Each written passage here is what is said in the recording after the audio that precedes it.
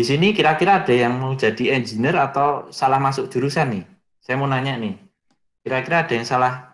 Waduh, saya masuk sipil, saya kira mau jadi pegawai negeri sipil. Ternyata saya salah nih, masuk sipil kenapa hitung-hitungan semua isinya. Nah ini saya cerita sedikit ya, kalau mau jadi engineer, itu sebenarnya salah satunya apa? Oke, kuliah, itu bangku kuliah.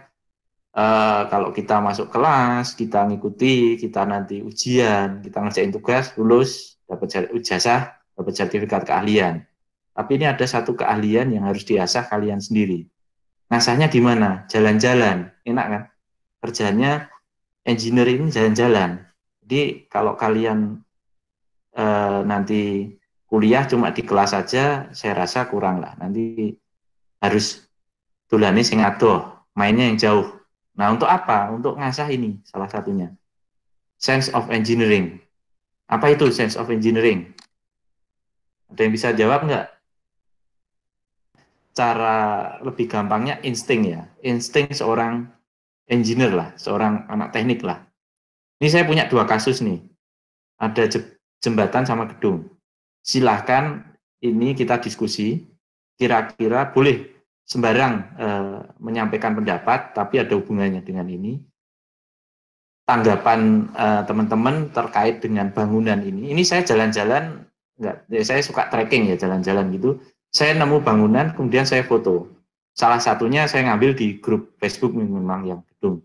Nah ini coba jembatan dulu nih.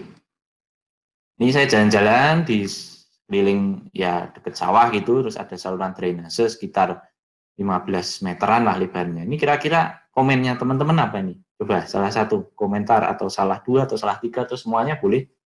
Oke.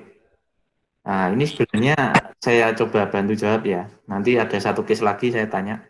Ini kalau menurut analisis saya dengan melihat jenis struktur ini apa namanya pilar dan tepi kiri kanan ini sebenarnya pilar tengah ini kalau menurut saya ini tambahan ini. Kenapa ditambahi? Karena struktur atasnya ini jembatan ini didesain balok yang lebarnya selebar 15 meter ini tapi didesainnya tipis banget nih baloknya. Sama lantainya aja hampir sama nih. Sehingga dia melendut. Karena melendut, nah mungkin takut kan warga lewat situ untuk lalu lintas, untuk dan lain sebagainya. Ditambahilah pilar di tengah ini. Tapi karena nambahinnya sudah melendut, jadi dia nggak bisa dikembalikan lagi. Dia tambahi pilar di tengah ini karena ini bahannya lain nih. Kalau saya lihat dia pakai bis beton gitu ya. Nah, apa yang bisa kita ambil dari sini? Apa istilahnya ya?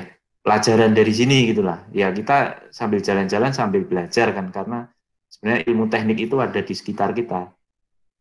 Yang ya ini mungkin yang desain kan masyarakat yang orang awam. Nah, kalau kita nanti diminta di desa misalkan untuk desainkan jembatan ya jangan sampai hasilnya kayak gini nanti ditanyain loh mas kemarin kuliah di Politeknik ngapain aja main-main doang ya nah kan nggak enak.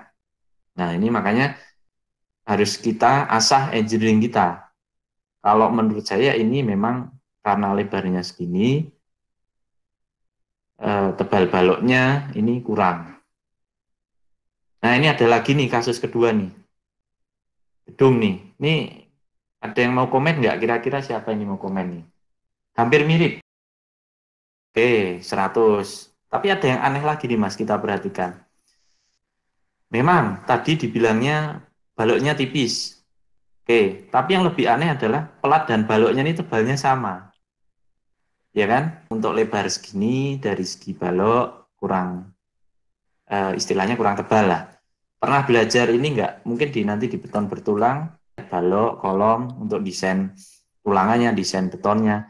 Kira-kira ini ada ilmu praktis lapangan karena kita kalau ke lapangan ngarahin tukang, kalau misalkan di gambar kita lihat desain dari konsultan gitu, misalkan ada bentang balok kira-kira 6 meter gitu ya. Terus ada desain dari konsultan ini cuma tebelnya kira-kira 30 cm. Kira-kira kuat nggak itu Mas? Tingginya sorry, 30 cm gitu. Kuat nggak secara feeling? Nah, tadi apa? Insting. betonnya standar, beton FC 20 sampai 25-30 lah. Enggak ya? Oke. Nah, ini yang harus kita ini, bagus Mas. Ini nanti teman-teman kita harus punya tadi insting ya. Terus ada kayak rule of thumb tidak tertulis.